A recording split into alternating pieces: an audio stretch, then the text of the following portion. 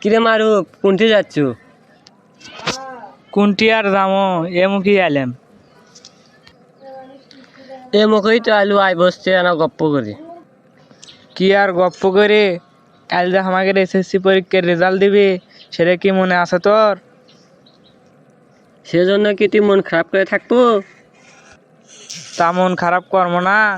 যে আত্মীয়স্বজনকে আমি জীবনে দেখিনি চোখ দিয়ে, সে আত্মীয়স্বজন ফোন দিয়ে করছে কে রে তোর রেজাল্টের কি খবর? অত চিন্তা না করে এটি আছে বস। তুই তো ভালো পরীক্ষা দিস, সেজন্য তোর কোনো চিন্তা নাই। আমার তো সব সময় চিন্তা করার নাগে, আমি তো তোর না আর ভালো ছাত্র নই।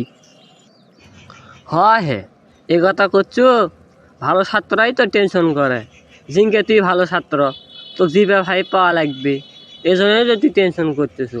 আর আমরা খারাপ ছাত্র, আমাদের কোনো টেনশন আছে হে? আমাদের কি হবে কপালে সে দেখা যাবে। ভালো ছাত্রই তো সবসময় টেনশন করে। আচ্ছা দোস্ত, এই লেখালেখি বাদ দিয়ে তুই আনা দোয়া কর, আমার আনা দোয়া করি, জানি দুইজনে ভালো রেজাল্ট করি।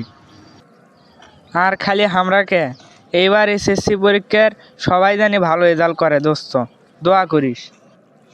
আচ্ছা দোস্ত, দোয়া করি আমরা যেন সবাই ভালো রেজাল্ট করি।